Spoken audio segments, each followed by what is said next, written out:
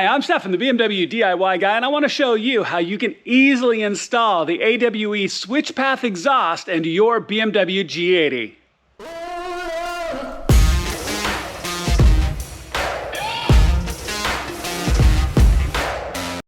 All right, y'all, so let's talk about this a little bit before we do it and why you'd want to do this. Now, if you've got one of the brand new BMW G80 M3s, you know how great of a car it is.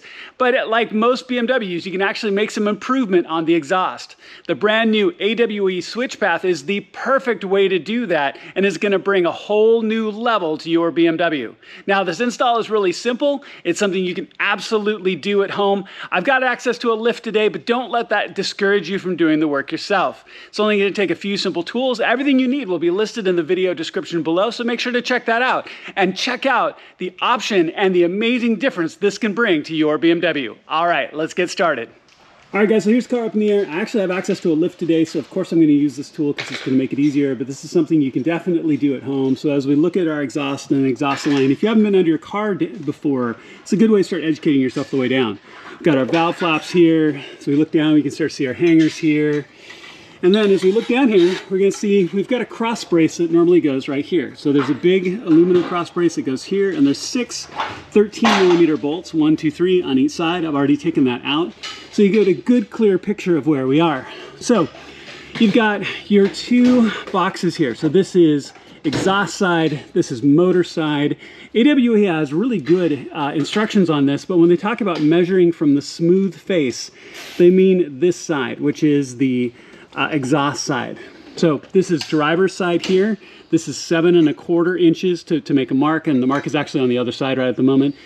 On this side, this is the passenger side. This is 7½ inches. And what you want to do is you want to use a hose clamp to make your mark and then tighten down the hose clamp, which will give you a good clean circle all the way around, because it's vitally important that you get your measurements exactly right. So measure it a couple of times, make sure they're right. Draw a good clean line before you make any cut. All right, so as you can see, the lines are already on. This is where the worm drive was when this was on this side, but it's marked on both sides. Make sure you've got good clean lines. Now, the other thing we're gonna do is, this is some pretty tight space to work in, and it's hard to get a cutting blade up in here when you use a sawzall or similar tool. So if you're on the ground or on the lift, what you're gonna wanna do is actually brace the back box, and we're going to undo the hangers on each side to actually drop the whole exhaust line down enough to give a little bit of space, because you've got hangers here at the end and hangers right here in the middle. So if you're doing this from home, you can use a jack stand, work a jack stand up here into the middle of the body, support it, go ahead and undo the braces and then slowly lower it down to give you a little bit more room.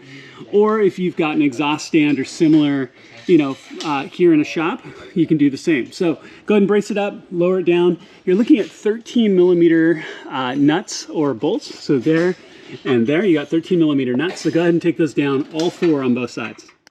All right, guys, so as you can see, it's actually lowered down just a little bit, enough to give us enough space. So one other thing I also wanted to point out is use this opportunity to unplug your flap actuators right here. There's a little locking tab on top because the cables aren't long enough as you lower this down. So just to press the little tab, pull it free on both sides.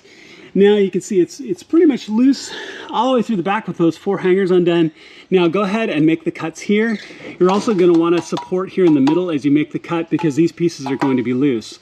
So you're going to want to support from one side and be careful when the other side comes down. Now what I will frequently do is, if I'm doing this from home and you don't have a lot of space, have an extra set of hands holding the other end. You can use a jack stand holding the other end. And then I've frequently just lowered the exhaust down onto myself on my creeper, and I roll out from underneath the car. But an extra set of hands definitely helps. Make sure that you use a good saw blade, sawzall or similar tool. Make a good clean straight cut through both sides. All right, guys, now that the pipe is cut, go ahead and take your entire exhaust down, set it off someplace safe. So go ahead and take these ball clamp adapters, slide them into both places. You can take clamps and slide them on first. I'm going to orient them with the nuts down on each side, so when we tighten these, they'll be tucked up in this position. So you can go ahead and slide these into place and tighten these down. Something important to note is that both of these pipes should be flush when they're on. Now, I am going to keep this a little bit loose, so if I have to make any adjustments, but we're going to be putting that crossover X pipe in next with the ball clamps here. So everything's going to be tight enough to hold it into place, but a little bit loose if I need to make any adjustments. Okay, so go ahead and get these pieces on, and then we're going to get that crossover X brace in next. All right guys, so the X pipe is on, as you can see. Now a couple of things that are really important when you do this is orientation of the clamps themselves. This is the driver's side, and if you notice that the clamp holding on the ball adapter is up here at the top position, and then the ball clamp itself is here in the middle, and this will help when the cross brace is put back on. Now here on the passenger side, you can see they're both on the outside, so that's going to facilitate getting that cross brace back on. Now, when we look back at this next section here, we're going to be adding these next mid pipes which have the mid body hangers. So go ahead and go over, we're going to transfer off your hangers off your OEM exhaust. All right guys, so I've got everything laid out here. As you can see, what I will normally do is I'll lay the pipes out in the same orientation so they make a lot of sense when you transfer the hangers. Now what I've got right here is one of these little hanger tools. Most of the time I can get the hangers off manually or with a little bit of WD-40. These are probably the tightest hangers I've ever seen, and they were even difficult with this tool. So I'll have this tool linked in the description. So make sure to pick one of those up, and they're really not expensive. Yeah, you may not use it very often, but in this case I think it's going to save you a lot of trouble. But I've pulled all the hangers off and laid them just straight down in the same orientation they were actually on the exhaust itself. So you can take and transfer them. So I'm going to take and transfer to the two mid pipes right now, because we're going to take those to the car next.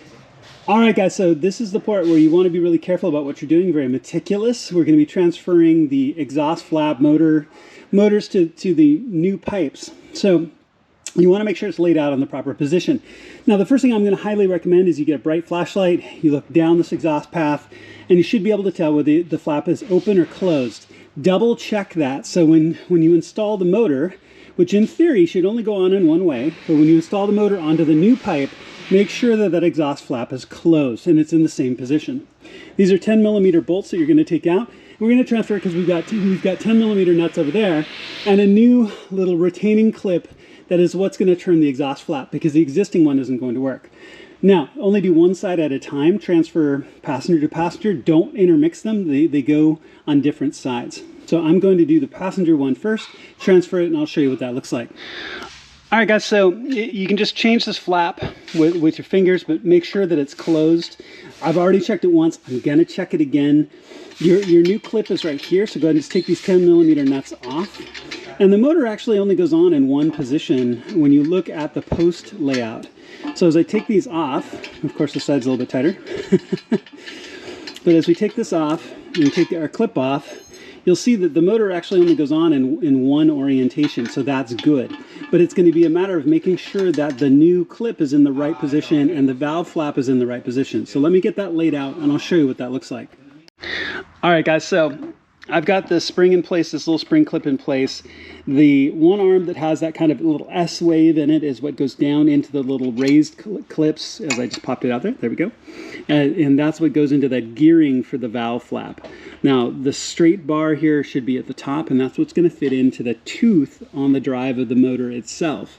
Okay, so once you have that all in place and you're confident that the valve flap is in the right position, in this case mine were closed, and so this is going to be closed. Then what you can do is you can just simply take the motor and rough fit it into place and just slide it down the posts. And when you look in here, you should be able to see that the tooth on the gear right here is going to match up against that top bar. Make sure that they're all in the right position. If they are, then you can slide the motor all the way down into place and get it snugged in. I will usually take a small flat-bladed screwdriver, something similar, reach in between the gap right here, press the bar up into the motor to make sure that it's snug and secure. And again, triple check your valve position before you put it back on the car or plug this back in. We know it was closed, the valve should be closed. It's an easy mistake to make, and these motors cost about 150 bucks a piece, so it's not worth blowing a motor over. Just be really careful and meticulous in this case. Once you get this one done, go ahead and move over and do the other side. All right, y'all, so getting close to done here. So go ahead and take your side pipes and attach them to the back box. Make sure you fit on a clamp first that we're going to connect so we can connect it all together. The proper orientation for the back box is the top is flat, the bottom is scalloped. So the flat side is on top, scallop side down. So fit on the pipes on both sides. Make sure you've got your hangers transferred as well. Now, One more thing you're going to want to do is when we look back here at the car, we have this back heat shield. You've got two 10mm bolts on each side, 1 and 2, 3 and 4. Go ahead and take those off so you can gap this down, because we're going to be tucking the extension that we need an extension for the flap motors. We're going to be tucking the extra cable up in here when we're done. So go ahead and take those out, and then we're going to be lifting the back box up into place. All right, y'all, so all in and secure. This is where the art rather than science comes in. As you go through this and you're looking to actually get fitment all the way around. So I want to point out all the places you want to make sure you have good clearance. So once you put the exhaust tips on, measure against your rear diffuser, make sure that they're straight and level across. And these joints here will help control that. As you move forward and you look at all these different connecting joints you go through, you want to make sure your hangers are straight. You want to make sure you have good clearance with the differential here, all the way through down the line. Once all of that is good and straight and you've got good clearance, go ahead and tighten everything down. So you've got 15, 16, and 12mm bolts. These are 16s. These 2.75mm or 2.75 inch clamps down here, which are shiny, again, they're the difference, are here between the exhaust and the new system. Your ball clamps are 12. The rest are 15s as you work your way down. You've got your 13s, of course, up here with the hangers themselves. But double check everything, should be tight all the way down, and you should be good.